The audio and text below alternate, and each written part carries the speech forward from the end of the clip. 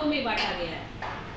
पहला है आपका सामाजिक और आर्थिक असमानता को कम करना, ठीक है। दूसरा है आपकी गांधीवादी विचारधारा। अब गांधीवादी विचारधारा से आप क्या समझते हो? जब भी हम गांधी जी का नाम लेते हैं तो आपके दिमाग में क्या क्या उत्पन्न होता है, मतलब क्या आती है आपके सामने पिक्चर जब भी हम गांधी जी का नाम लेते हैं? हाँ, वो सत्य बोलते थे, कभी सत्य बोलना, हिंसा का साथ ना देना, वो कभी झूठ नहीं बोलते थे। झूठ नहीं बोल, वही हो गया सत्य का साथ देना, हिंसा ना फैलाना, ठीक है, अच्छी शिक्षा लेना, सभी पढ़े लिखे हो, सारी अच्छी बातें आती थी, है ना। ये सब गांधी जी के नोट दिमाग में आते हैं, ठीक है। तो जब भी हम गांधी जी की बात करते हैं तो हमें सबसे पहले क्या आता है? अहिंसा की बात, कि कभी भी किसी से लड़ाई झगड़ा नहीं करना, सबके साथ प्रेम व्यवहार से रहना, ठीक है, यही आता है ना।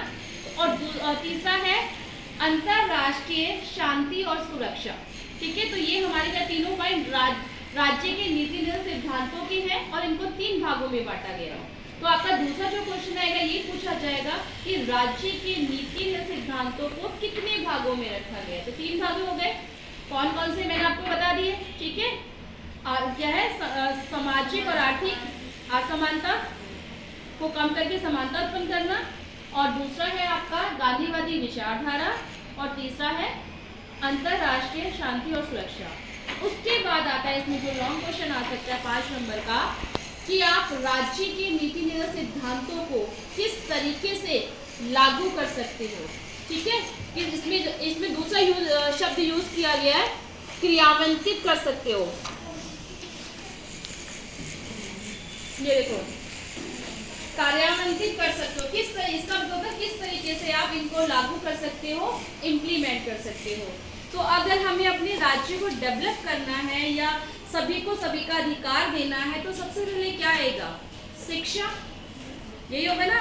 जो भी बच्चे हैं जो जिनका शोषण होता है, जिनको काम पे लगा दिया जाता है, तो हर राज्य का फर्ज बनता है कि सभी को जो आपका अधिकार है 6 से लेके 14 साल तक के बच्चे का एजुकेशन प्राप्त करने का, तो ये क्या है, ये जो पॉलिसी है वो लागू किया जाए। क्योंकि सेंट्रल गवर्नमेंट तो हर राज्य में जाके नहीं देखेगी ना, तो ये राज्य का ही कर्तव्य हो गया। दूसरा है आपका रोजगार के सभी क्षेत्रों में न्यूनतम मजदूरी डिसाइड करना। आपको पता है ना कि कम से कम जो मिनिमम मजदूरी है या मिनिमम वेजेस है, कम से कम 8,000 होनी चाहिए, ठीक है। अगर उससे कम मिलती है या कुछ है तो बेटा क्या आपको प्रॉपर आपका अधिकार नहीं मिलेगा। मतलब राज्य ने कम से कम मिनिमम वेजेस क्या है डिसाइड होने चाहिए। अगर हम सेंट्रल की बात करते हैं तो उसके अकॉर्डिंग क्या है, कम से कम 8,000 तो व्यक्ति को प्रति मंथ मिलनी ही चाहिए, ठीक है, न्यूनतम मजदूरी। उसके बाद है स्त्री एवं पुरुषों दोनों के बीच जो कार्य में जो वेतन है उसमें असमानताएं कम करना। ये होता है ना, लोग ये सोच के रखते हैं लेडीज को भी इनको वेतन कम देना पड़ेगा, है ना। वही काम अगर कोई जेंट्स करे तो उसको वो ज्यादा वेतन पे करते हैं, अगर वही काम वो अगर लेडीज करती तो उसको कम वेतन देते हैं। तो राज्य का फर्ज बनता है कि समानता का अवसर सभी को प्राप्त है, समानता अधिकार सबको प्राप्त है। yes, तो ये राज्य का कर्तव्य बनता है कि ऐसे पॉलिसीज या ऐसे नियम बनाए जिससे कि स्त्री और पुरुष में भेदभाव ना हो, समान कार्य के लिए समान वेतन दिया जाए। उसके बाद है शोषण, बच्चों को शोषण से मुक्ति दिलाने के लिए अनेक कानूनों का निर्माण करना। आपने देखा होगा पहले छोटे छोटे बच्चे काम काजों में लगे होते थे, ठीक है। तो ये राज्य का फर्ज बनता है कि जो उनका जो अधिकार है शिक्षा का उनको दिलाए। अगर कोई छोटे बच्चों को काम पे रखता है तो उसके साथ कानूनी कार्रवाई की जाए।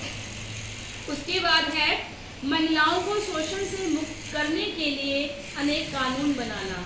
आज भी आपको पता है कि समाज में कितनी भी लड़कियां पढ़ लिख जाए लेकिन फिर भी कहीं ना कहीं उनका शोषण होता है, चाहे वो दहेज के नाम पर हो, चाहे वो दहेज ना लेकर वो गिफ्ट के नाम पर हो। आजकल यही होता है ना, दहेज शब्द तो हम यूज नहीं कर सकते, ठीक है।